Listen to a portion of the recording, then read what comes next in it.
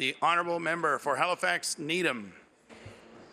Thank you, Mr. Speaker, and I really appreciate this opportunity to speak to a crisis in housing affordability that so many Nova Scotians are experiencing in their daily lives. 53,000 Nova Scotians report spending more on their rent than they can afford. This is 43% of all renters in the province. According to the Canadian Rental Housing Index, in Nova Scotia, about 43% of renters are paying more than 30% of their income on housing, and a disturbing 19.3% are paying more than 50% of their income on housing. This is the highest rate in Atlantic Canada. In our housing market, we have an incredibly small social housing component, less than 5%. And as a result, this gives a disproportionate and unhealthy amount of power to private landlords, and it also gives us very few alternatives for people who are really struggling to find a decent place to live. This situation contributes to poor quality housing in Nova Scotia. If a landlord can rent to people who are essentially desperate for any place that they can afford, there's very little incentive to maintain the housing stock in good quality. According to a survey of low-income Nova Scotians conducted by Acorn in 2016, almost 90% of respondents had property standards violations in their apartments. More than half had trouble getting repairs done in their buildings, and over 60% had experienced bed bugs in the previous 2 years. Those statistics represent hundreds of stories of Nova Scotians struggling to get by, struggling to participate in the economy, and struggling with unhealthy and undignified living conditions. In particular, the following groups in our population are more likely to be facing housing affordability challenges. Housing led by an Aboriginal person, a recent immigrant, a youth, a senior, a person with a disability, one parent, and one-person households. Unaffordable housing and low-quality housing also has economic costs, contributing to depressed consumer demand, low labour market participation rates, and increased costs for government services. We need an ambitious plan to address housing affordability, including through reinvestment in new social market housing stock. We need investment that will right these wrongs and will pay off for Nova Scotians. In May 2013, the NDP introduced Nova Scotia's first affordable housing strategy.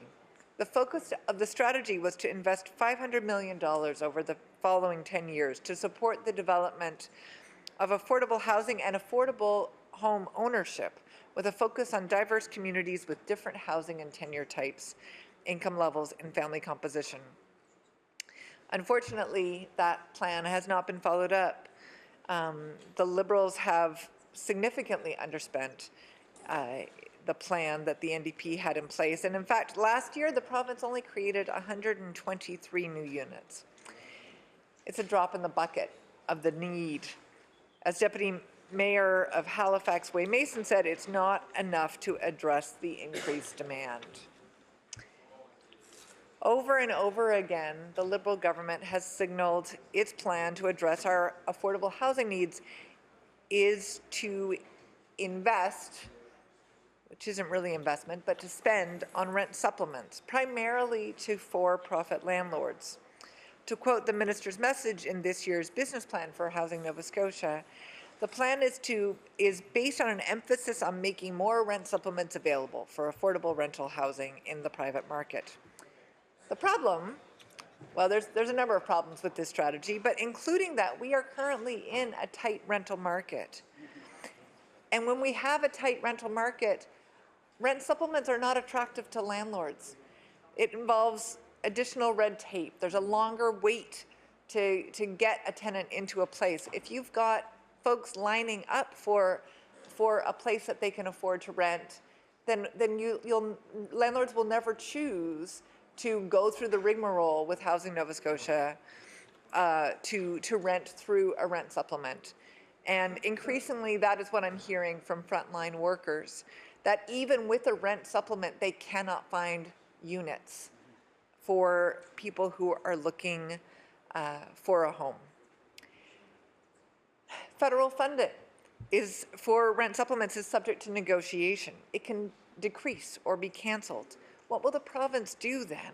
Spend more to make up for the reductions in federal funding, or reduce the amount of supplements? When you reduce an amount of supplement, you're actually facing possibly kicking somebody out of their home.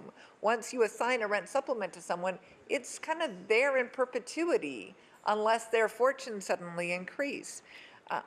Rent supplements are not investments. They don't add up to new units for our future. They are transfers from the public sector to the private sector, and they have to happen year after year.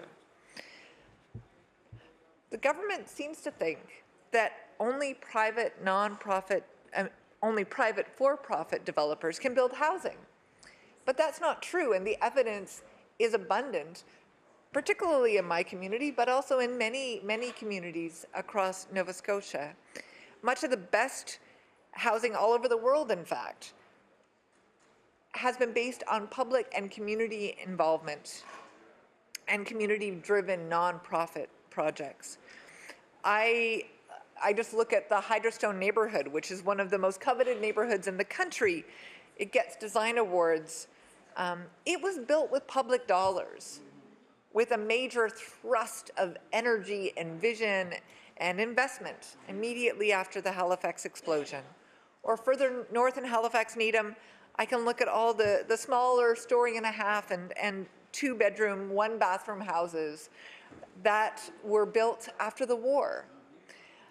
I met recently with the board of that Needham Housing Co-op. They have 23 units. They recently rented one of their 4 bedrooms for $1,100. They are engaged in recapitalizing their units, putting in new bathrooms, new bedrooms, new bathrooms, new kitchens, and fixing roofs where they need to.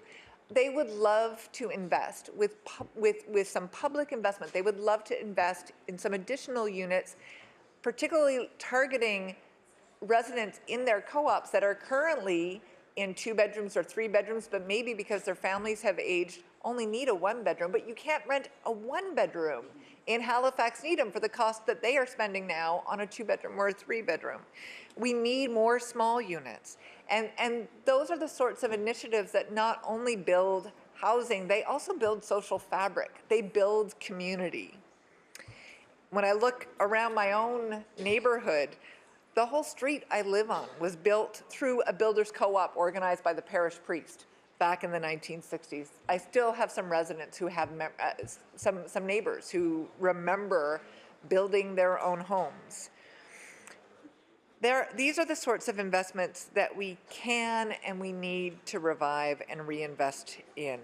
They create a legacy of good homes for Nova Scotian, and they also create a legacy of diverse communities where people with a mix of incomes and a mix of experiences can actually contribute to their communities by living and working in the place that they choose to call home. So I look forward to this government deciding to take some leadership in a new way and actually get building affordable housing in Nova Scotia again.